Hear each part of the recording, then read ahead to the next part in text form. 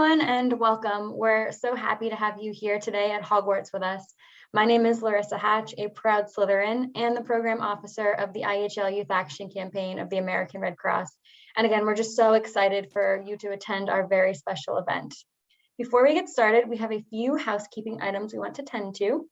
We will have GIFs and some movement, so we just want everybody, and especially our photo-sensitive viewers, to be mindful of this.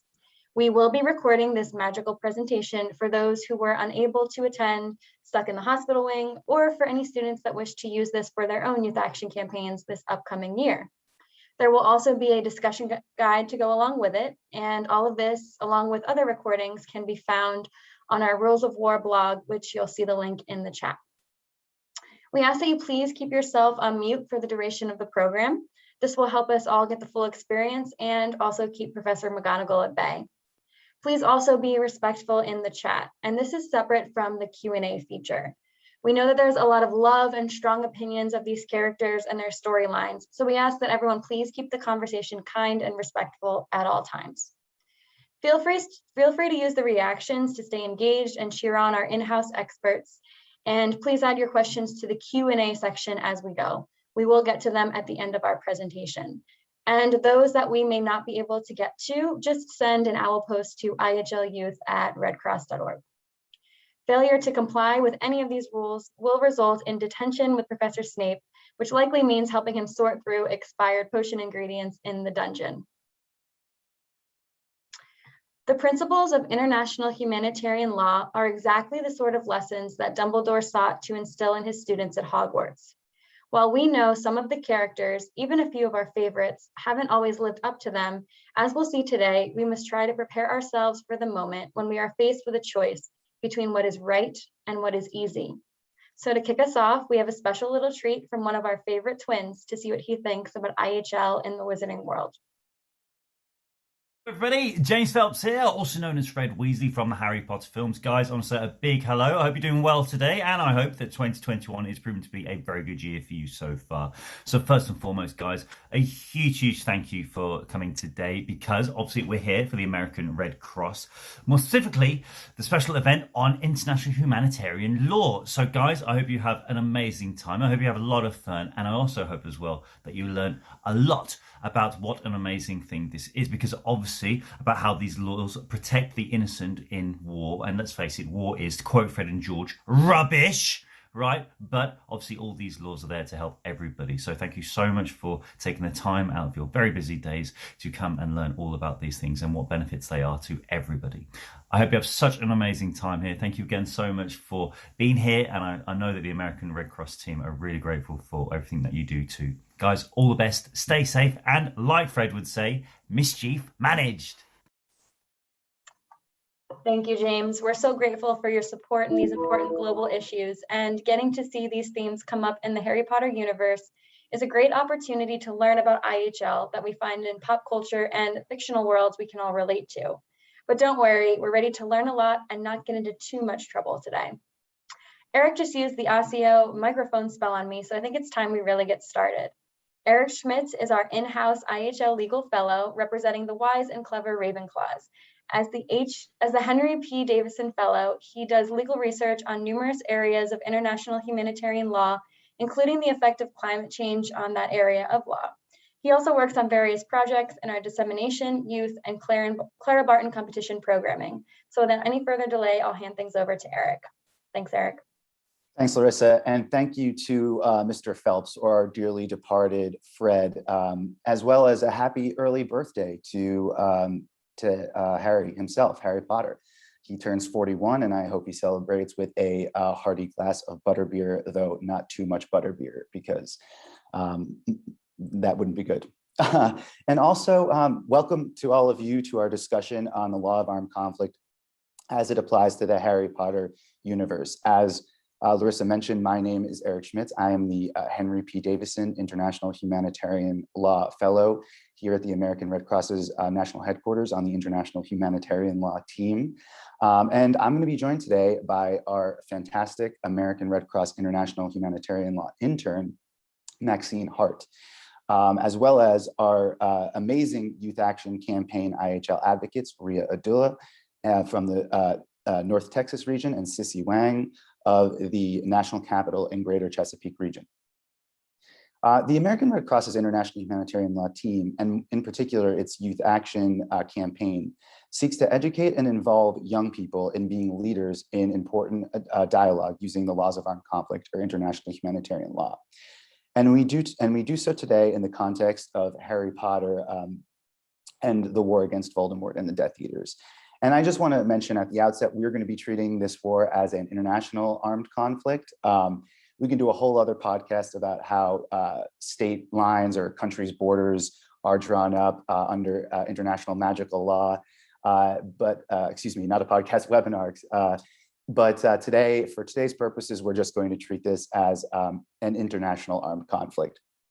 We will be covering several scenes, topics, and confrontations from the Harry Potter books and movies that represent issues in international humanitarian law. And I want to take a second to note that if you have not read the books or seen the movies, particularly books 4 through 7 and movies 4 through 8, there are spoilers coming.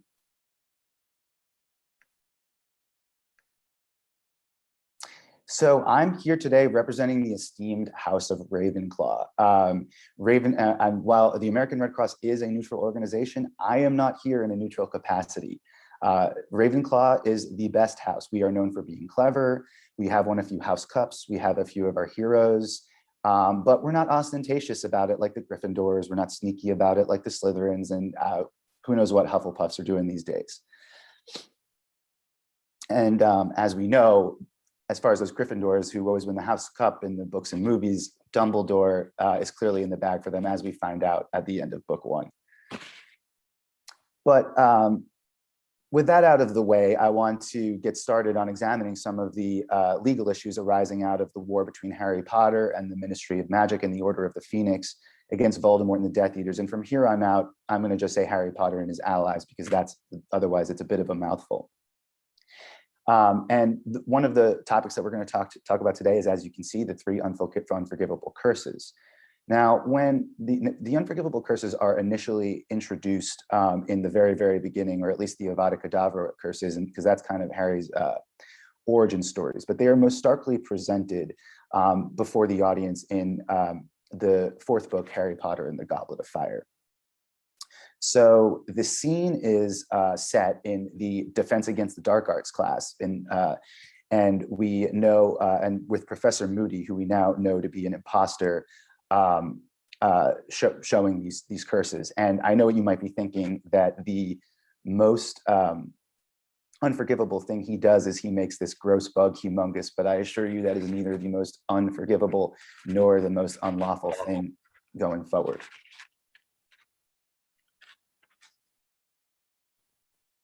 Now, as I mentioned, Harry and his allies are engaged in an armed conflict with Voldemort and the Death Eaters, at latest from the 5th book, Order of the Phoenix. And it's important to note that not all is fair during war. Armed conflict has rules, it has laws. And they are put in place, they've been put in place since, really, in a modern sense, since the middle of the 19th century. And it's important to examine these laws and see how they affect vulnerable communities. So let's start by examining the sources of international humanitarian law. The most widely known are the Geneva Conventions. There are 4 of them, and they've most recently been, their most recent iteration was ratified by most of the world in 1949. These conventions protect various vulnerable communities during war, like wounded soldiers, also prisoners of war, and as well as civilians. However, the preceding few decades, it realized that these conventions, which by the way are almost universally applicable, didn't do enough to protect all of the communities that are affected or harmed by armed conflict. And so a couple of new documents were drafted, the Additional Protocols of 1977. There were 2 of them, and basically they supplemented the Geneva Conventions and added more obligations, protections, prohibitions on the ways people, parties to a conflict, can engage. And the first protocol, Additional Protocol 1, is what's applicable for our conversation today, because it governs international armed conflicts, whereas Additional Protocol 2 governs non-international armed conflicts. And just to be clear, international armed conflicts are wars between states or wars between two or more countries, whereas non-international armed conflicts are conflicts that are either civil wars or wars between multiple states and an organized armed group within a state. And so because this is an international armed conflict, additional protocol 1 will be applicable to the conversation today. Then there's other supplemental treaties that ban certain practices or certain weapons. There's treaties that prohibit certain types of cluster munitions, certain types of anti-personnel landmines. There's treaties that prohibit torture, genocide, and other things that come out of a war. And finally, we have international customary law. And this is going to come in, we're going to be talking about this a little bit later in the section on unforgivable curses. And really what international customary law is a set of mostly unwritten rules that have been practiced by so many countries for so long that they sort of solidify into laws and become binding. Now, throughout the entire canon of international humanitarian law, there are fundamental principles that all sort of are consistent throughout it. And these fundamental principles are very important and must not be violated. Oftentimes a violation, an act of during armed conflict that constitutes a violation of one of these principles will be considered a war crime, and you could find yourself in front of a wizened gamut. And just for our purposes, we are going to be talking about one of those principles up there, the prohibition against unnecessary suffering. Now, what that means is that's a prohibition on certain weapons that cause unnecessary suffering, more suffering than needed to accomplish a military objective. So a good example of this in the real world, just to keep us grounded, is something that's actually been unlawful because it causes unnecessary suffering since the early 20th century are bullets that expand or explode inside the body. These were prohibited because a bullet doesn't need to expand or explode to do its job. And what that will do is just cause horrible suffering. And so it's been prohibited under international humanitarian law. Use of it could constitute a war crime. So bringing it back to the Potterverse, we are going to start taking a look at our unforgivable curses. The first, of course, is the Imperious Curse. And here we see our fake Professor Moody having a whole lot of fun using the Imperious Curse on that big gross bug to make his class uncomfortable. But the Imperious Curse is very serious. It allows the casting Witcher Wizard to have total control over the mind of the victim Witcher Wizard. And that in and of itself, having another wizard sort of or witch controlling you and could be in and of itself traumatic enough to cause unnecessary suffering. But what this does is also could allow the casting person to force the victim to commit horrible acts that could live with them and cause trauma for the rest of their lives. Imagine, if you will, one of the victims of a Malfoy Imperious Curse actually, finishes the act of assassinating Dumbledore. That person would have to live with that forever. It causes unnecessary suffering. It is therefore both prohibited and unforgivable. Now, it's important to note that while the real world can be quite messy, the Potterverse, the good guys and bad guys are pretty clear. But here we have main good guy Harry Potter using an unforgivable, unlawful curse against a civilian. That is a major war crime. And so one thing it's important to note is that the good guys also can commit war crimes. Then we have sort of the easiest unforgivable curse to classify as prohibited due to causing unnecessary suffering, and that's the Cruciatus Curse.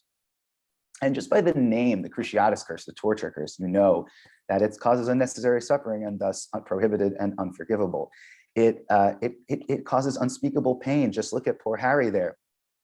And it's not just prohibited just under the whole, as a fundamental principle of international humanitarian law. It's also prohibited under the Torture Convention. And one thing important to note that I think is particularly worth noting here is that while I would definitely argue that the torture curse is unlawful on its face, I think that in a world where there's truth serum, it's even worse. I mean, it's particularly cruel and unusual. make more serum, make more truth serum.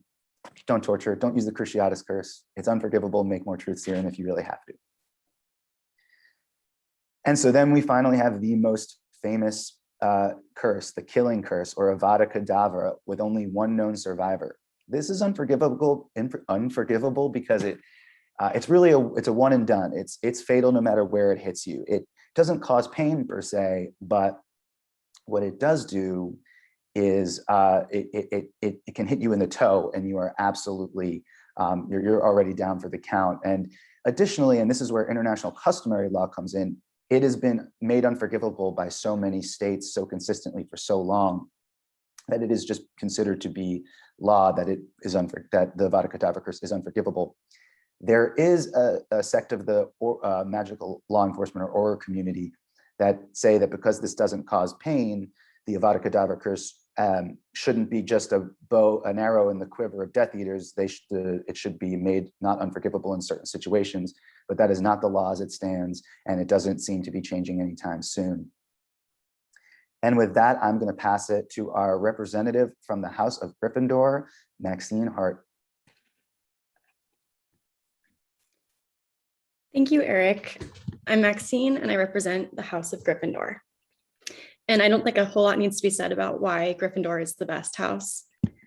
We're known for being brave enough to do what's right, and that's kind of what IHL is all about. And we also have some of the biggest names in the wizarding world, like Dumbledore, Hagrid, Professor McGonagall, the entire Weasley family, including Fred, who you heard from earlier, and who obviously is the best character in Harry Potter, since he cares a lot about IHL. Now, in this part of the presentation, we'll be talking about detention and armed conflict. And when you think of detention in Harry Potter, the first thing that your mind might jump to is detention with Professor Umbridge. But that's not the kind of detention that we're talking about today. We're talking about deprivation of liberty. And now you might be thinking about a young Harry Potter forced to live in the cupboard under the stairs by his cruel aunt and uncle, the Dursleys. But that's also not what we're talking about today. That's more of a bad parenting issue, more than an IHL issue, because IHL applies during armed conflict. So that means that we need to look for when an armed conflict is happening in the world of Harry Potter. And one of the first ones that we see happened back when Harry was a baby, when Voldemort was at the height of his power, and he tried to kill, or he did kill Harry's parents, and he tried and failed to kill Harry. Now, this conflict happened between the Ministry of Magic, the Order of the Phoenix, and all of Harry's allies on the one hand, versus the Death Eaters led by Voldemort. And we're, like Eric said, assuming that these are two states, and that would make this an international armed conflict, which is when one state uses force against another state. And that means that the Third and Fourth Geneva Conventions and Additional Protocol 1 govern the detention of people during armed conflicts. So during this war, Bellatrix Lestrange, who's on the left here, who is one of Voldemort's Death Eaters, goes along with a few other Death Eaters, and they capture the Longbottoms, who you see in the top right corner. And they torture them for information using the Cruciatus Curse to the point where they're left with brain damage and confined to a hospital for the rest of their lives, and they're unable to care for their young son, Neville. Bellatrix and the other Death Eaters go on the run, but they're captured shortly after, and they're detained by the Ministry of Magic. Now, internment is a form of detention for security reasons. It's not a criminal form of detention, and either civilians or combatants can be interned. Combatants are considered a per se security threat, and they can be interned automatically because we can assume that if they were released, they would go right back and rejoin the hostilities. If the detainees qualify as POWs, prisoners of war, then they're covered by the Third Geneva Convention. Otherwise, they're considered civilians, and they're covered by the Fourth Geneva Convention. If there's any doubt as to whether someone who's been captured qualifies for POW status, that has to be determined on an individual basis by a competent tribunal. And to qualify for POW status, you have to be a combatant in an international armed conflict who has fallen into the hands of the enemy. And combatants have what's known as combatant's privilege, which means they have the right to participate in hostilities, and they can't be punished for acts of violence that are lawful under IHL. So an example would be that a combatant can't be prosecuted just for attacking enemy forces, but they could be prosecuted for attacking civilians because that's unlawful under IHL. Combatants are the members of the armed forces of a party to the conflict, except for medical and religious personnel.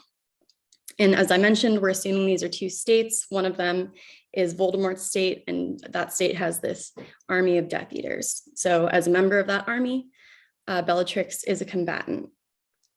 But combatants lose their right to POW status if they don't respect the principle of distinction. Distinction means that combatants have to distinguish themselves from the civilian population during or in preparation for an attack. And usually that's done by a clearly visible item of clothing.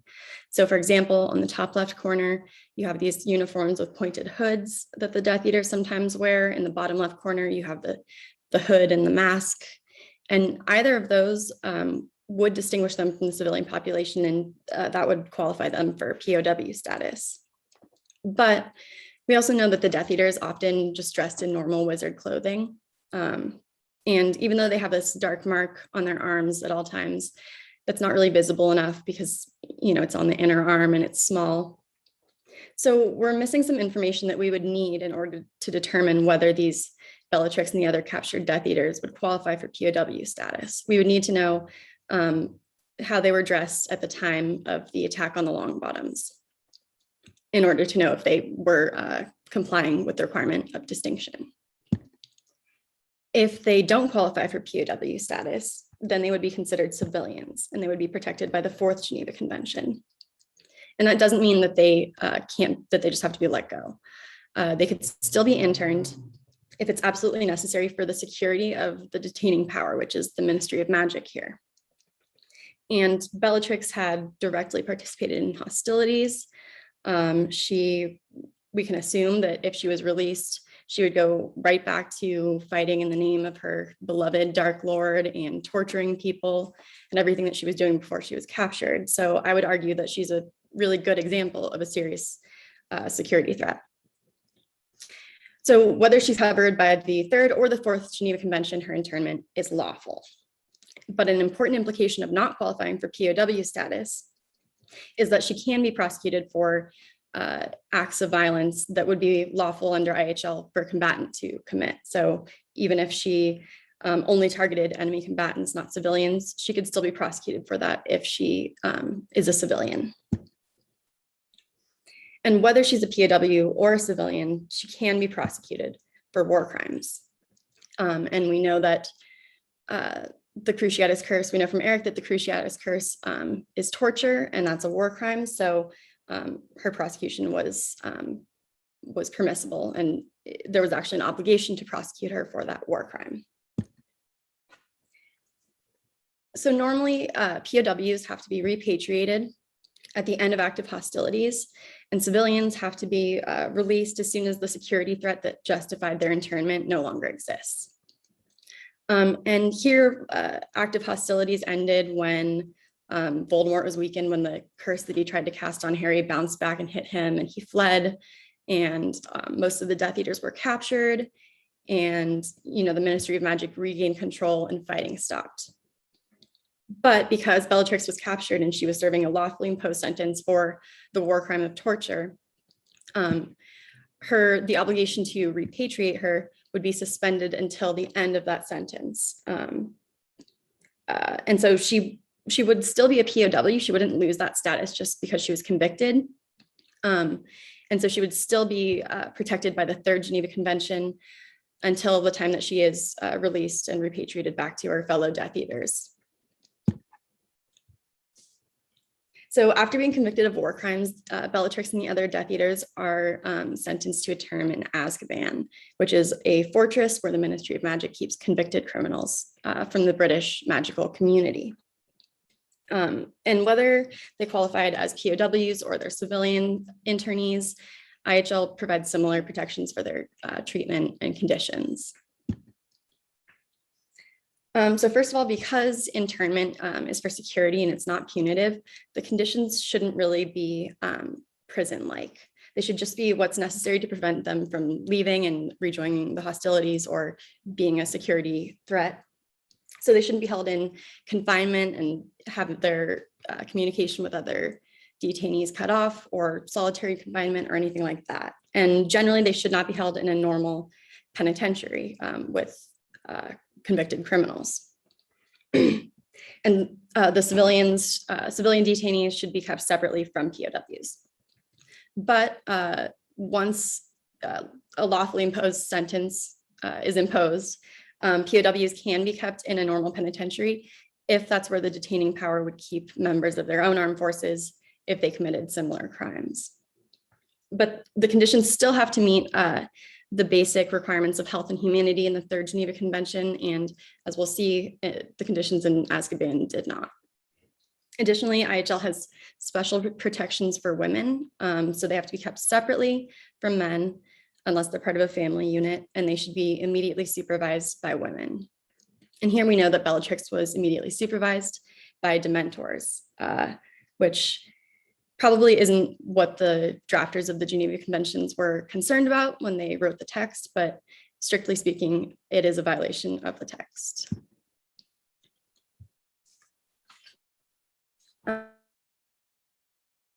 Health and detainees. Detainees must be treated humanely. And detainees must be treated humanely. From the few images that we see from inside of Azkaban, we know that it was damp and dark and generally gross, which is expressly prohibited by the Geneva Conventions.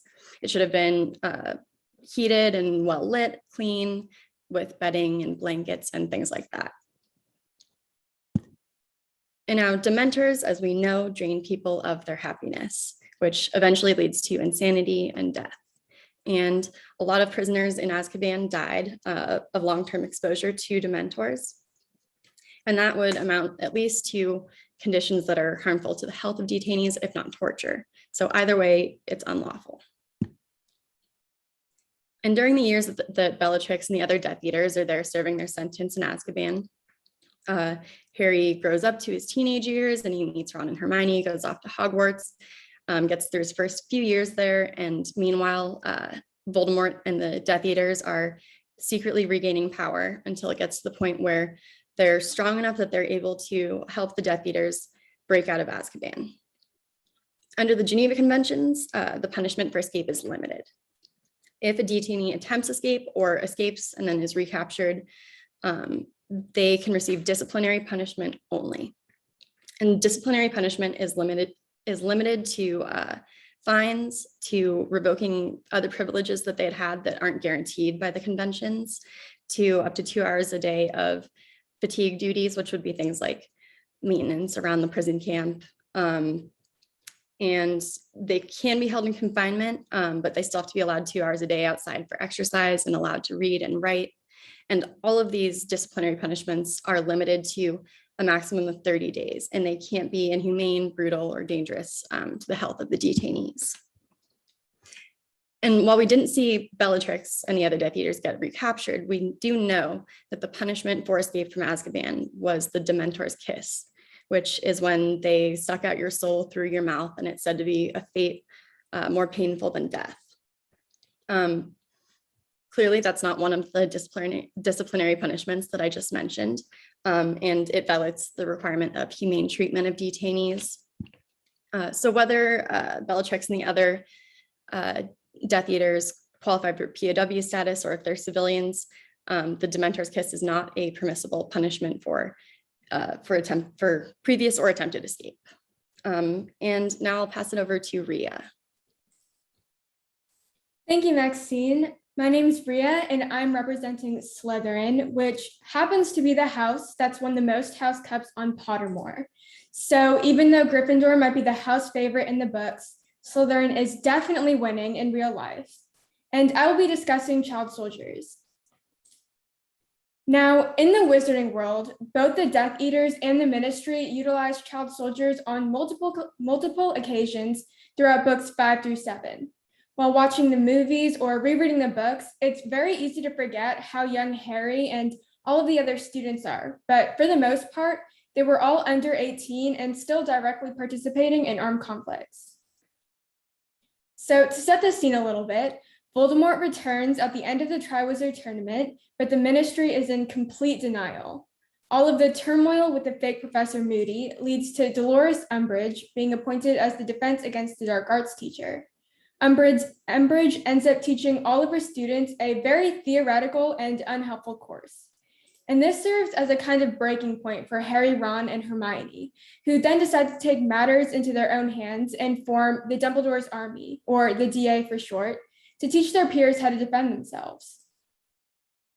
The main thing wrong with this is that the DA essentially utilizes child soldiers. Officially, child soldiers are boys and girls under the age of 18 who participate in armed conflicts and can be used for fighting purposes, but also often serve as messengers, guards, cooks, and many other roles. Both treaty and customary IHL, which Eric mentioned earlier, state that children below the age of 15 are prohibited from participating in armed conflicts, even if it is a voluntary service.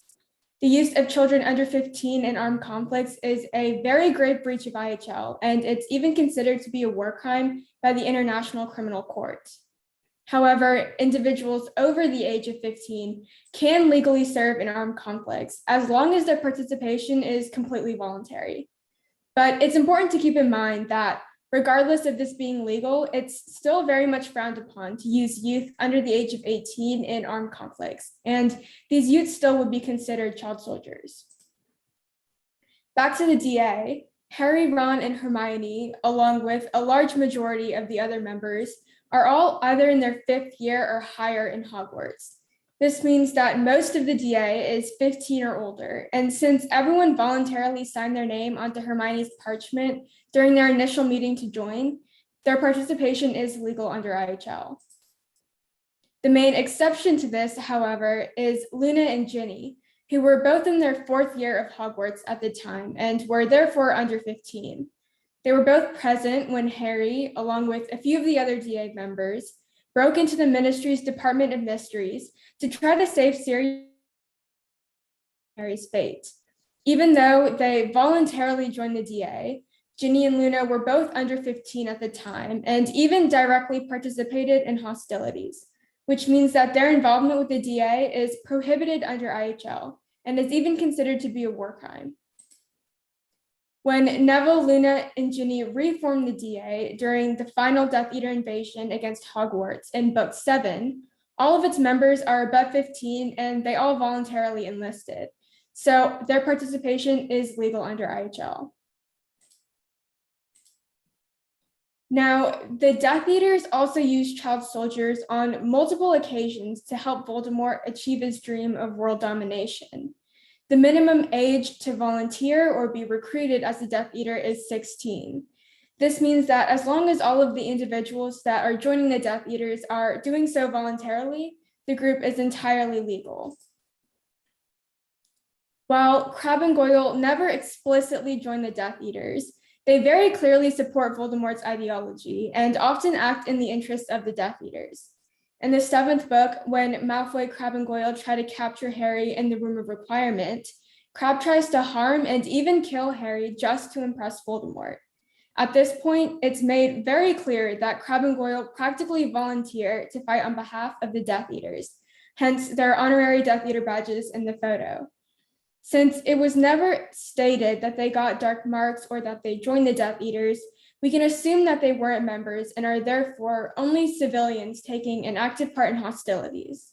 However, even if Crabbe and Goyle were child soldiers and were part of the Death Eaters, their participation would be legal because they're over 15 and it was very clearly voluntary.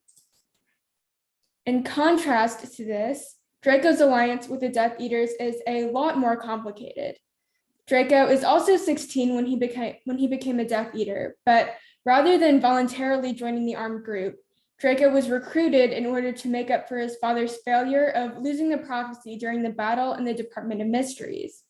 Voldemort recruits Draco and gives him the incredibly difficult and, dare say, impossible task of killing Voldemort just to punish Lucius, which really sets a tone of pressure and distrust for Draco's alliance with the Draco's alliance with the Death Eaters.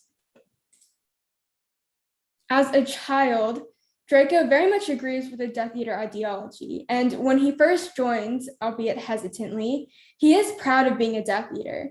He even goes as far as to brag about moving on to bigger and better things when he's with his Slytherin friends on the Hogwarts Express during their 6th year. However, even though Draco at first wanted to be a Death Eater, he very quickly becomes disillusioned by the lifestyle and begins having doubts about the orders he's received. Draco didn't really know what it took to be a true Death Eater at the time. His growing discomfort in helping smuggle in Death Eaters into Hogwarts through the Room of Requirement and the qualms he has about killing Dumbledore in Book 6 really reveal that his involvement wasn't entirely voluntary. All of this changes Draco's perspective on what being a Death Eater truly means, and he starts to really despise it. In the 7th book, when Draco even protects Harry when the trio is caught and brought into Malfoy Manor. By denying that the boy with the distorted face was Harry, even though Draco clearly knew the truth, Draco proved that he no longer believed in the Death Eater ideology and was no longer voluntarily participating in the armed group. This behavior is starkly different compared to Crabbe and Goyle's eagerness to do whatever Voldemort had planned. So while Draco's participation with the Death Eaters is at first legal due to his voluntary joining, Draco very soon has a change of heart that makes his involvement with the Death Eaters compulsory. Since Draco is under 18 and being forced to comply with Death Eater orders, his participation is a very grave breach of IHL and would be considered a war crime. And that wraps up my section on child soldiers, and I'm going to go ahead and pass it on to Sissy. Thanks, Ria. So hi, everyone. I'm Sissy, one of this year's Youth Action Campaign advocates and a representative from the House of Hufflepuff. I know it happens often, and I think I even heard a little bit from Eric earlier, but I don't want to hear any more Hufflepuff shade for the rest of today. After all, Hufflepuffs are known for our keen ability to distinguish right from wrong. So speaking to IHL will be no problem. In this portion of today's event, I'll be discussing the law of occupation, specifically focusing on the Death Eaters' infiltration into positions of authority and how they abused their power and encroached on both student life at Hogwarts and day-to-day life in the general wizarding. Before looking at the actual period of occupation, we'll look at some context leading up to the Death Eaters' control as they rebuild their strength and trust amongst themselves. It's not far into the series that the audience can already predict the comeback of Voldemort and the Death Eaters, as well as the intense conflict and disruption that they'll bring with their comeback. At the beginning of Harry Potter and the Goblet of Fire, for example, we see that the Death Eaters are storming into the Quidditch World Cup and the reappearance of the Dark Marks well. This disrupts a mere recreational activity and within the community. Bringing violence to even a casual and fun event, the Death Eaters here in this scene are aiming to regain the trust of Voldemort. Through rebuilding trust and thus their cohesion as a group, the Death Eaters are gradually becoming stronger as a combined force, even from an early stage in the series. Revisiting the scene that Ria had mentioned earlier in our presentation, we even see that Draco in the Half-Blood Prince is attempting to get on the good sides of Voldemort as he's tasked with killing Dumbledore. While seemingly minor, Draco essentially represents the eventual complete infiltration of Death Eaters into Hogwarts, as well as the influence that they'll have on all of the students. Of course, while we know that it wasn't Draco who killed Dumbledore, he was killed regardless, and as one of the wizards who Voldemort feared most, he would no longer be an obstacle against Voldemort and his followers taking over Hogwarts. Now, speaking in terms of international humanitarian law, unlawful occupation is considered when a territory is, as the name suggests, occupied under a hostile enemy without the consent of the occupants. The occupying force must, in all ways and manners possible, maintain the traditions and practices of the territory from prior to their occupation. I think it's safe to say that the Death Eaters definitely did not uphold this provision. By the time of the Deathly Hallows, for example, we see that Voldemort and the Death Eaters are truly controlling nearly all sectors of the wizarding community, from the Ministry of Magic to Hogwarts and beyond. Now, having essentially defined Voldemort and the Death Eaters as the hostile occupying force, we can now turn our attention over to the civilian population, which in this case is the general wizarding community members. Under the law of occupation, such civilians do not owe their allegiance to the occupying force, so long as they have not voluntarily joined in on an organized resistance or physically distinguished themselves from civilians. Although we know that there were several wizards who joined forces and engaged in hostilities at some point, we definitely cannot ignore the wide civilian population that was frequently and unlawfully attacked. Further included in the law is that civilians must be humanely treated, and that means that intimidation, hostage taking, and other similar acts are strictly prohibited. We'll look into more specific cases of inhumane treatment later on, but just off of the top of my head, I could list out clear violations of these measures by the Death Eaters. For example, innocent Luna Lovegood is taken hostage at Malfoy Manor simply due to her and her father's support of Harry. And of course, we can't forget the Dark Mark, which has been brought up frequently throughout this entire presentation as a symbol of the Death Eaters' terror and intimidation on all of the communities. Now we'll dive straight into Hogwarts. We see here that the Death Eaters have taken over with new appointments, such as Snape as headmaster and the Carrow siblings as professors of Muggle studies and the dark arts. Perhaps most notable is the Death Eaters' absolute disregard of past traditions and previously standing rules at Hogwarts. As a reminder, the occupying force, the Death Eaters, must maintain practices of the territory from before their occupation. Changing curriculums and standards for punishments, the Death Eaters here are enforcing their own ideologies upon the students. And these ideologies are racism against non-magical individuals or non-pureblood wizards, and casual use of dark magic. Although the students as civilians are entitled to respect for their own customs and beliefs, they are ultimately faced with harsh punishments if they don't agree with or meet the standards of the new and corrupt professors. As pictured in the right of this slide, we see Neville with a slash across his face from the Carrow's punishment. Merely going against the will of the Carrows and refusing to perform the Cruciatus Curse landed Neville with a bloody punishment. Among other punishments by the Carrows were the use of chains on students or the Cruciatus Curse itself, which, as Eric had described earlier, is neither lawful nor humane. At a period of instability within the Ministry of Magic now, and in the middle of the Second Wizarding World, Scrimgeour is killed and replaced with Minister Thickness, who, surprise, surprise, is being controlled by the Death Eaters through the obviously unconsented use of the Imperious Curse. Once again, we don't even need to discuss the illegality of that even further after looking at the unforgivable curses so many times earlier. But what we do want to focus our attention on is that now Voldemort has complete control over the entirety of the Ministry domain, and thus beyond that as well. Beyond the new Death Eater-controlled Minister Thickness, several other Death Eaters were also appointed to authoritative positions within the Ministry. It's through their occupation of the Ministry, then, that we see the creation of several measures and laws that completely overturn the past traditions in inhumane and discriminatory ways. Now we'll take a look specifically at the topic of discrimination under occupation. So under the law of occupation, discrimination is unlawful, and this extends to discrimination by social origin, which in the case of Harry Potter would be the blood status of wizards. It's important to note the difference between discrimination and the IHL principle of distinction that we talked about earlier. While the two terms can often go hand in hand, in this case, we'll be defining discrimination as unjust or prejudiced distinction between groups. One major example of the discrimination after Voldemort and the Death Eaters' occupation is the creation of the Ministry's Muggle-born Registration Commission. This commission accuses Muggle-born wizards of stealing wizarding ability or power from purebloods. Muggle-born wizards were forced to register and detail their family's entire histories. And if they attempted to avoid or resist such procedures, they would be met with snatchers and even potentially the Dementor's Kiss. This system really highlights the Ministry's, or more accurately, the Death Eaters' inherent discriminatory beliefs against non-pureblood wizards. Of course, as we mentioned earlier, the new Muggle Studies course at Hogwarts is no exception to the case of discrimination. Paired closely with discrimination in the wizarding world is displacement, specifically of Muggle-born wizards. Within International Humanitarian Law, displacement of civilians by occupying forces is prohibited. From the Muggle-born Registration Commission we just discussed, if wizards were unable to prove their ties to legitimate magic ancestry, then they would be forcibly sentenced to time in Azkaban or even exiled from the wizarding world.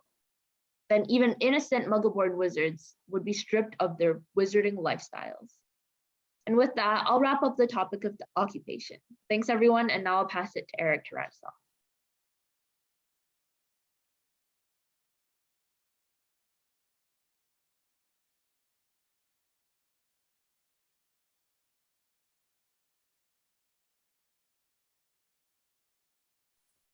Sorry about that. Thank you, Sissy. That was great. That was very informative. That was very informative on the topic of occupation, and I know I learned a lot. I also want to be clear that my comment about Hufflepuff before was meant totally in jest. We all know that Ravenclaws and Hufflepuffs have to hold it down while Gryffindors and Slytherins are engaging in problematic attention-seeking behavior, trying to fight over the fate of the magical world. Sorry about that. So I'm happy to be back representing the best house, of course, Ravenclaw, and we're gonna get to our keynote topic, which is cultural property and the protection of cultural property in the law of armed conflict, which protects important cultural sites in the Muggle world, but also in the Potterverse. And specifically, we're going to be talking about the use of Horcruxes and how that is a violation of IHL. And I just want to take a second to note here for the people who this is the first time seeing our program. I had mentioned the Youth Action Campaign in the early part of the presentation. And every year, the Youth Action Campaign has a theme or a focus. In 2021, it was education in war. And in 2022, it's going to be the protection of cultural property. So, this is sort of a starting off point, a push point for a presentation for next year's Youth Action Campaign. So let's begin with what is cultural property. And IHL, and specifically the 1954 Convention for the Protection of Cultural Property during the event of armed conflict, which is the main source of IHL on this topic, cultural property is really three things. It is movable or immovable. It's a movable or immovable object that is of great importance to a society's cultural heritage.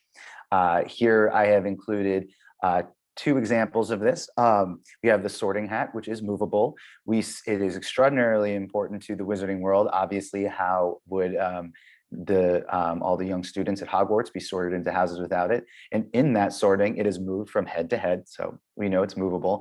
And in keeping with the theme of Britain, I wanted to bring it to the real world to just give another example, and this is the Elizabeth Tower in Big Ben, which at least in the Muggle world is immovable. I don't know if there is a such thing in the wizarding world as something that's immovable, but regardless, for the purposes of our conversation, these are two pieces of very important property that's very important to their respective cultural heritage, and so they would be protected as under IHL.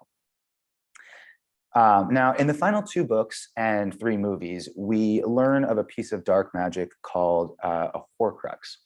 And aside from being the world's most grim but also effective backup plan, a Horcrux is a piece of a person's soul that has been separated and attached to an object for safekeeping.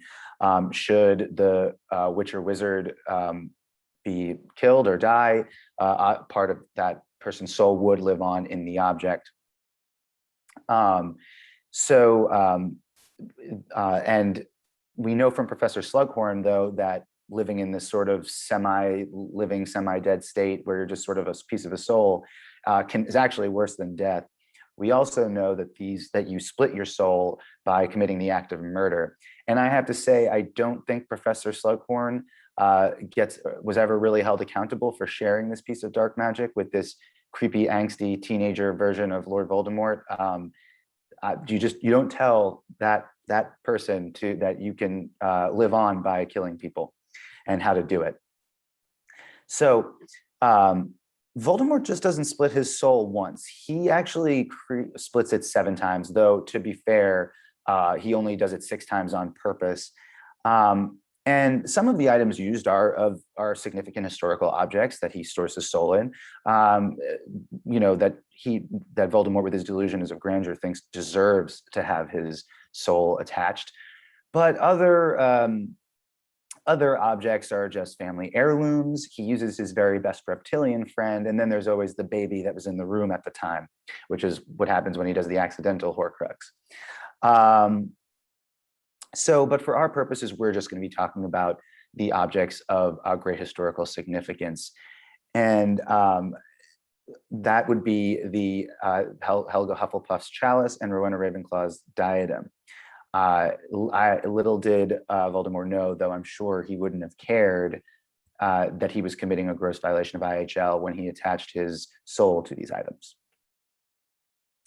So we're going to start with these 2 pieces of the Helga Hufflepuff's chalice and Rowena Ravenclaw's diadem. They are both movable objects. We know that because Helga Hufflepuff's chalice goes from from wherever it was initially to Gringotts Bank, then via Dragon all the way back to Hogwarts. So very movable.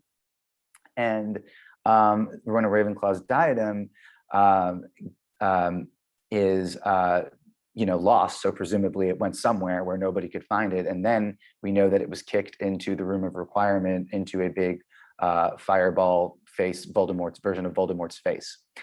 So both movable objects. Now, it's also worth noting that these 2 objects were the most treasured items of arguably 2 of the 4 or 5 most famous magical persons, most important magical people in the wizarding world. These are extraordinarily important. They were extremely treasured by these important figures, and so they are very important to the magical society, and so they would be protected objects under international humanitarian law as cultural property. Voldemort corrupted them, and then they had to be destroyed, or Voldemort would be allowed to live on, killing the non-magical people who he deems to be inferior. And with that, I want to thank you all so much for joining us today on our journey to the wizarding world of war crimes. If you'd like to see more of the work we do on international humanitarian law, please visit our Rules of War blog, and the link to that has been put in the chat. And with that, back to Larissa.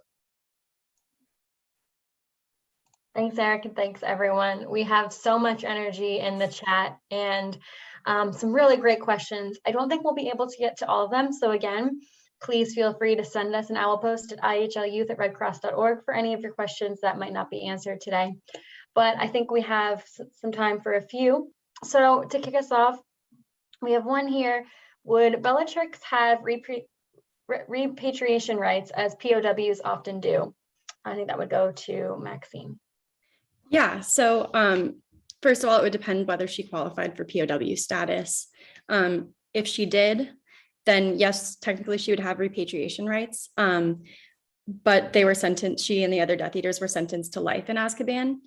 So the right to be repatriated would be suspended till the end of the sentence. And since it's a life sentence, it doesn't have an end. So assuming that it's a lawfully imposed sentence, meaning that she got a fair trial, and that's the sentence that would be imposed on the Ministry of Magic's own forces if they committed similar crimes, then technically she has the right to be repatriated, but it's suspended to the end of her life.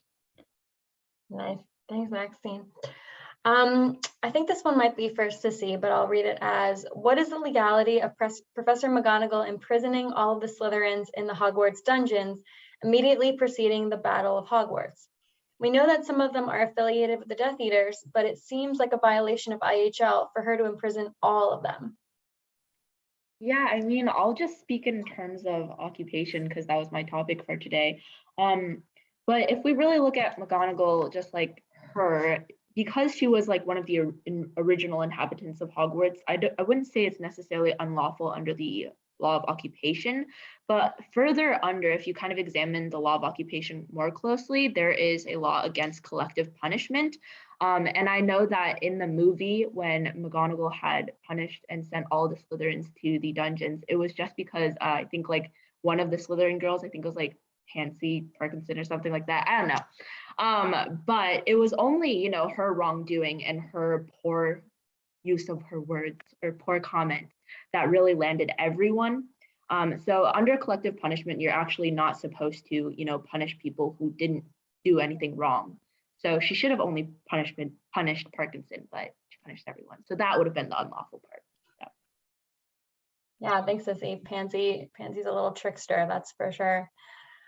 We have another one here, I think would go to our expert on occupation, Rhea. Would Draco Malfoy be subject to war crimes Wizengamot for his actions when he was a Death Eater? Yeah, so since Draco's participation started off as kind of voluntary, it is possible that he would be subject to a war crimes Wizengamot.